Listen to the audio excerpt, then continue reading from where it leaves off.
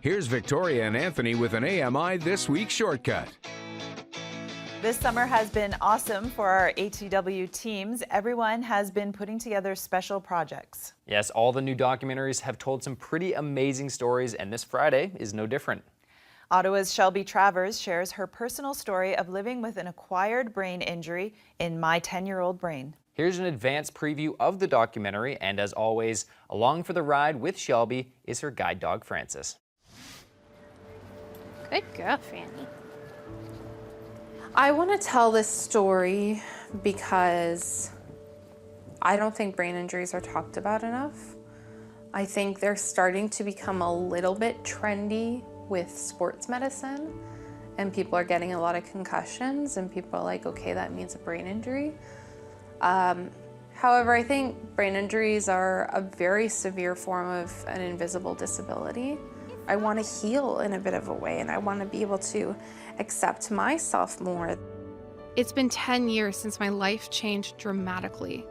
In the blink of an eye, I went from being a confident, healthy 14-year-old to someone who struggled to get through the day, not knowing if my life would end. This was the life of someone with an arteriovenous malformation.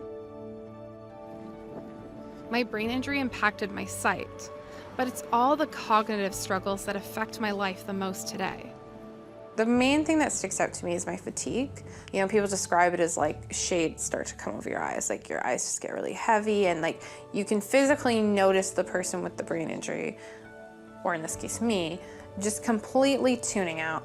I have something that's called verbal alexia, which basically means even if I were to try my best to read, it still is like each word is like the first time I'd ever be seeing it. My way of communicating was never affected, but my way of understanding communication was affected. So when people talk to me, it takes longer for my brain to process that. It doesn't quite know where to put that information. To move forward, I have to go back. And that takes me to Vancouver, where my family was living when I got sick. In visiting the significant places and people of that time, I'm going to learn and hopefully gain acceptance. At BC Children's Hospital, a lot happened. From me understanding more about my diagnosis of an arteriovenous malformation to having brain surgery and having my life be saved, but my whole new reality changing. There are 3 people I want to reconnect with while I'm here. Dr. Manraj Heron is the interventional radiologist who was critical in my diagnostics and treatment. An AVM is a tangle of blood vessels where arteries and veins are connected in a way they shouldn't be. Dr. Bill Hamilton is a pediatric neuropsychologist. He assessed the reality of my new brain and how it would affect my world moving forward. So I actually have your report right here. The thing that came out was how your processing speed was going to be slow with pencil paper output, but that's a visual thing, and a fatigue thing. And Heather Sebastian. Hey! Hi! Oh my God, you're all grown up. I know! Heather was a guidance counselor at my high school, but that's not why she stood out to me. Throughout everything, she always believed in me. I had been given dire warnings about this complex student who was coming, and did I feel able to handle it? And I was sort of excited because there's one like me coming, kind of. Yeah.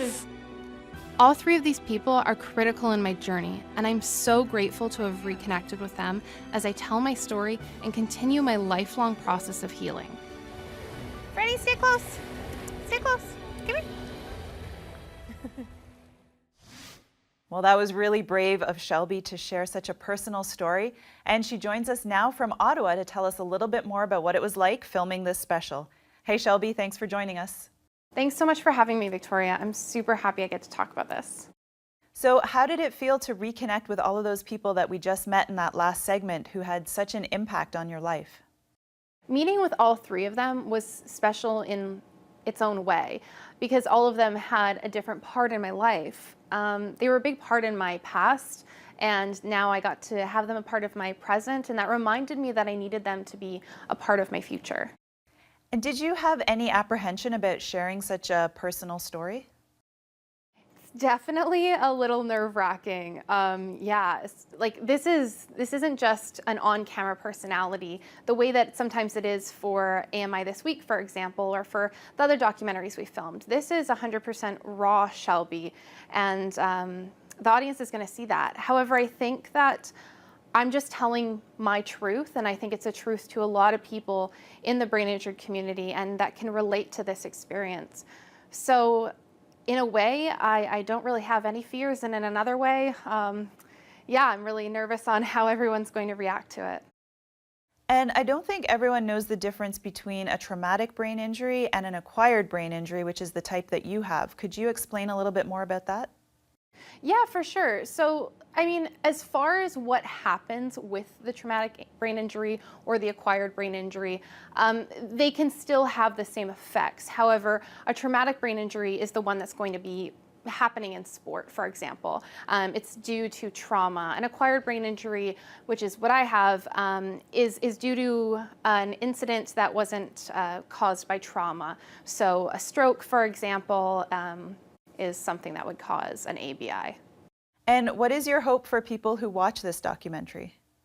My hopes are somewhat selfish in one way, in that for people that know me personally, I hope this gives them a little bit of a perspective on my life and really kind of goes on behind closed doors and what I'm pretending a lot of the time that things are okay. For the general public, though, I just want brain injuries to be talked about more. I think that goes with blindness or any single disability or disabled community. We want to be represented and have our real life showcased a little bit more, which I think this documentary does on a brain injury world. Brain injuries, they are becoming more trendy with, sports medicine. But I don't think people truly understand the lifelong repercussions those have, and how it's not just, someone's being moody, for example, or someone's, being slow. Their brain just isn't working the same way that someone who, let's say, doesn't have a brain injury's brain works. Well, thanks for joining us, Shelby, and I'm really looking forward to watching this special. Yeah, I hope you like it. Make sure to check out the full documentary, My 10-Year-Old Brain, right here on AMI TV this Friday at 8 p.m.